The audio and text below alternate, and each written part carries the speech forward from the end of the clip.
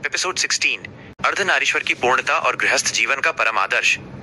संसार में जहां एक और महादेव को परम वैरागी, श्मशान निवासी और योगियों का देव माना गया है, वहीं उनका एक ऐसा स्वरूप भी है जो हमें प्रेम, समर्पण और परिवार का असली महत्व सिखाता है, उमा महेश्वर। उमा महेश्वर का अर्थ है माता उमा पार्वती और देवों के देव महेश्वर का एक साथ विराजमान स्वरूप। यह रूप प्रकृति और पुरुष के मिलन का प्रतीक है, वैराग्य से गृहस्थी का सफर। जो शिव अकेले कैलाश पर ध्यान में लीन रहते थे, जिन्हें संसार के किसी सुख से मोह नहीं था, माता पार्वती के अगाध प्रेम और तपस्या ने उन्हें एक आदर्श पति और गृहस्थ बना दिया। दिखावे से दूर सादगी, शिव पार्वती का विवाह और उनका साथ हमें सिखाता है कि दाम्पत्य जीवन महलों और ऐश्वर्य से नहीं, बल्कि एक दूसरे के प्रति सम्मान और प्रेम से चलता है। अर्धांगिनी का सम्मान। उमा महेश्वर स्वरूप में माता पार्वती हमेशा शिव के वाम अंग बाईं ओर बैठती हैं।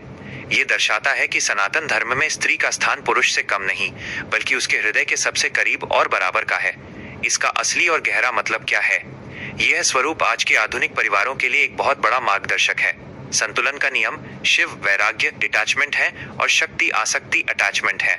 जब जीवन में वैराग्य और जिम्मेदारी दोनों का सही संतुलन होता है, तभी एक सुखी परिवार का निर्माण होता है। विषमताओं में तालमेल। शिव के गले में सांप है तो माता पार्वती का वाहन सिंह है। कार्तिकेय का वाहन मयूर मोर है तो गणेश जी का मूषक चूहा। ये सब स्वभाव से एक दूसरे के दुश्मन हैं, फिर भी शिव के परिवार में सब शांत और प्रेम से रहते हैं। ये सिखाता है कि अलग अलग विचारों के बाद भी परिवार को एक साथ कैसे बांधकर रखा जाता है। हमारे जीवन के लिए 3 बड़ी सीख रिश्तों में आदर, एक दूसरे की कमियों को स्वीकार करना और एक दूसरे की ताकत बनना ही उमा महेश्वर का संदेश है। परिवार ही प्राथमिकता है। महादेव ब्रह्मांड के स्वामी होकर भी अपने परिवार के लिए समय निकालते हैं।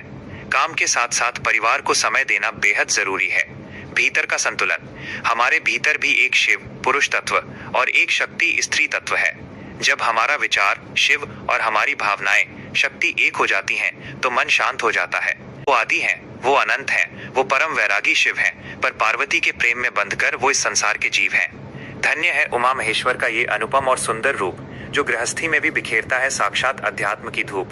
हे उमा महेश्वर, जैसे आपकी कृपा से कैलाश पर सुख और शांति रहती है, वैसे ही हर भक्त के घर और परिवार में प्रेम और सामंजस्य बनाए रखें। कमेंट में हर हर महादेव जरूर लिखें।